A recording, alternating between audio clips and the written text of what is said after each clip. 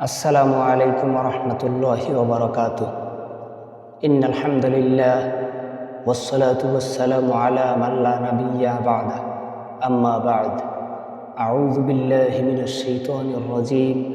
বিসমিল্লাহির রহমানির রহিম। ওয়াজাহিদু ফি সাবিলিল্লাহ।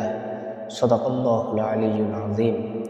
প্রিয় দিনু ভাই, অবশ্যই প্রত্যেক মুসলমানের শিক্ষার্থীকে কুরআন ও হাদিসের শিক্ষায় শিক্ষিত হতে হবে। কারণ রাসূল সাল্লাল্লাহু আলাইহি ওয়াসাল্লাম বলেছেন, তলাবুল ইলমি ফারিদাতুন আলা কুল্লি মুসলিম ওয়া মুসলিমান। প্রত্যেক মুসলিম নরনারীর উপরে দ্বীনি ইলম শিক্ষা করা ফরজ। আমার প্রিয় ভাই, আমরা শুধু ইয়া হাদিসকে লালন করে ধারণ করে আমাদের সন্তানদের উজ্জ্বল ভবিষ্যৎ নষ্ট করে দিচ্ছি। আমরা নষ্ট করে দিচ্ছি আমাদের ইসলামিক তাহজিব তামাদ্দুন, আমরা নষ্ট করে দিচ্ছি আমাদের দেশের ইসলামী সংস্কৃতি, আমরা নষ্ট করে দিচ্ছি আমাদের সকল বিষয়ে। আজকে আমরা এমন কোনো সেক্টরে নাই যে সেক্টরে দুর্নীতি, চাঁদাবাজি, লুণ্ঠন কোনো কিছু হচ্ছে না। ডাক্তারি সেবা থেকে শুরু করে ওকালতি সেবা পর্যন্ত, আদালত পর্যন্ত এমন কোনো জায়গায় নাই যে জায়গায় আমরা নিষ্পেষিত হচ্ছি না, লাঞ্ছিত হচ্ছি না। আমি যদি আমার সন্তানকে শুধু দ্বীনি ইলমের উপরেই রেখে দেই, দ্বীনি ইলম শিক্ষার জন্যই শুধু তাকে জাউর দিতে থাকি, তাকে চাপ দিতে থাকি, তাহলে এক সময় দেখা যাবে আমার সন্তান কোনো দিকই পেল না, আমার ভাই কোনো দিকেই যেতে পারলো না, আমার বোন কোনো দিকেই যেতে পারলো না। কারণ সকলের মেধা একদিকে ধাবিত হয় না।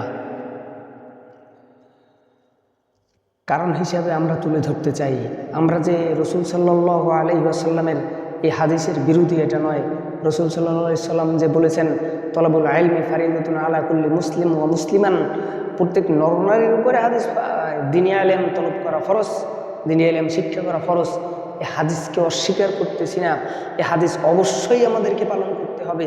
যদি আমরা পালন করতে না পারি, তাহলে আমরা ভোগান্তিতে যেরকমের ইংরেজদের শাসনামল থেকে শুরু করে 2024 পর্যন্ত ভুগেছি, আরও ভুগতে হবে। তো আমাদের সামনে আরও ডিজিটাল হতে হবে, অ্যানালাইসিস করতে হবে, আমাদের গবেষণা করতে হবে যে আমরা আমার সন্তানদেরকে কিভাবে দ্বীনি শিক্ষার পাশাপাশি অন্য শিক্ষা দিতে পারি।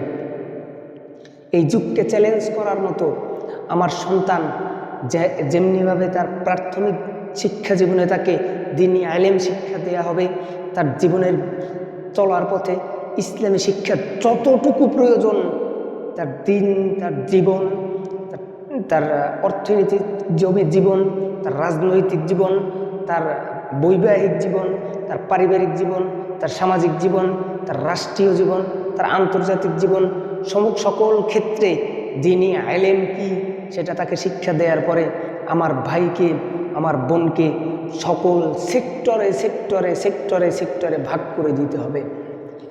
আমার তো এরকমের প্রয়োজন নাই যে আমার সন্তানকে শাইখুল হাদিস বানাতেই হবে, এটা প্রয়োজন নাই। আমার সন্তানকে মুফতি বানাতেই হবে, এটা প্রয়োজন নাই। আমার সন্তানকে হাফেজ বানাতেই হবে, এমনটার প্রয়োজন নাই।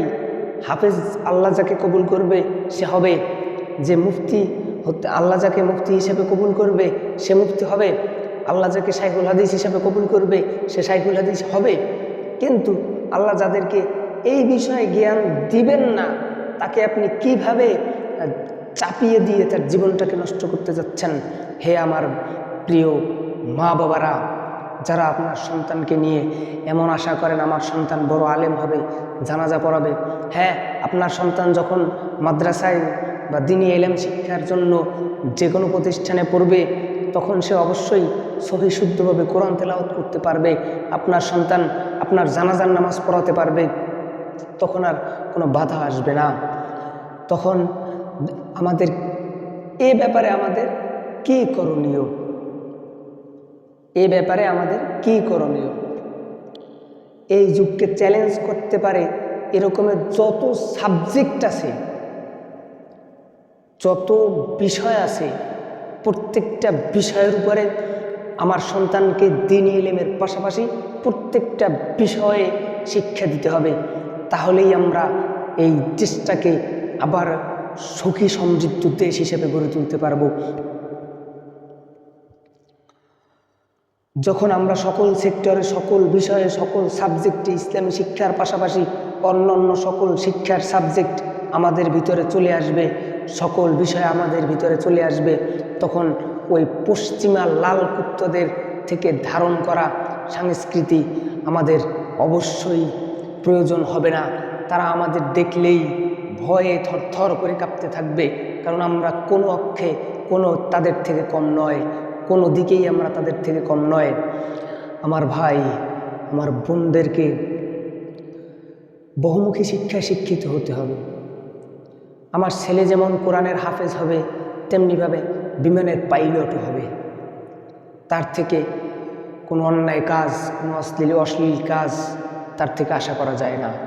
আমার ছেলে যেমন যুদ্ধজাহাজ চালাবে, তেমনি সে একজন দিনী জ্ঞান লালনকারী, ধারণকারী একজন মানুষ হবে। সে কখনো অত্যাচারী হয়ে উঠবে না।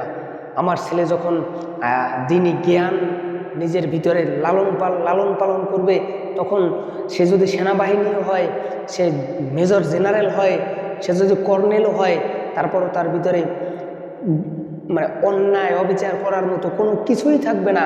কারণ সে জানে ইসলামী যুদ্ধনীতি কি, কোনো যে তোমাকে আঘাত করতে আসে শুধু তাকেই আঘাত করো। এজন্যই আমাদের উৎসাহিত হতে হবে যে আমরা শুধু দিনী শিক্ষায় শিক্ষিত হব না, আমরা দিনী শিক্ষার পাশাপাশি দুনিয়াবি যত শত বিষয় রয়েছে, সকল বিষয়ে আমরা, সকল সাবজেক্টে আমরা শিক্ষা অর্জন করব। আমার মেয়ে বা আমার বোন ডাক্তার হবে, কিন্তু সে আলেমা থাকবে, সে একজন আলেমা থাকবে। সে একজন আলেমা হয়ে যখন সে ডাক্তারি করবে, তখন সে ডাক্তার হবে, ডাকাত হবে না। আমার ছেলে বা আমার ভাই যখন সে একজন দিনী জ্ঞান সমৃদ্ধ মানুষ হবে এবং তার পাশাপাশি সে ডাক্তার হবে, তখন সে ডাকাত হবে না, সে ডাক্তারই হবে। সে চিকিৎসাই করবে, সে মানুষের কাছ থেকে অন্যায়ভাবে লুণ্ঠিতভাবে, মানে শিক্ষিত চোর হিসেবে সে কাজ করবে না, শিক্ষিত ডাকাত হিসেবে সে কাজ করবে না। আমার বোন থাকবে শাইখুল হাদিস, আমার বোন থাকবে মুফতি, আমার বোন থাকবে একজন সাইকোলজিস্ট, আমার বোন থাকবে একজন মনোবিজ্ঞানী। সকল বিষয়ে আমাদেরকে পারদর্শী হতে হবে। এই বিষয়গুলো থেকে আমরা যখন পিছিয়ে, তখনই আমরা পশ্চিমাদের আগ্রাসনের শিকার হচ্ছি। হে আমার প্রিয় দিনী ভাই ও বোনেরা, আজ বড় পরিতাপের বিষয়, আমার ছেলে কোরআনের হাফেজ কিন্তু ডাক্তার না। যদি আমার ছেলে কোরআনের হাফেজ হওয়ার পরে ডাক্তার হতো, তাহলে ডাক্তার নামে ডাকাত বাংলাদেশে থাকতো না। তা আমার আজকের কথা বলার মূল উদ্দেশ্যই হলো এটা, আমাদেরকে ইসলামী শিক্ষার পাশাপাশি বহুমুখী সকল শিক্ষায় যুগ উপযোগী চ্যালেঞ্জ করার মতো, পশ্চিমাদেরকে চ্যালেঞ্জ করার মতো প্রত্যেকটা শিক্ষায় শিক্ষিত হতে হবে এবং তাদের চোখে চোখ রেখে তাদেরকে বৃদ্ধাঙ্গুল দেখিয়ে বলতে হবে যে তোমাদের থেকে আমরা কোনো অংশে কম ছিলাম না, কখনো কম নেই।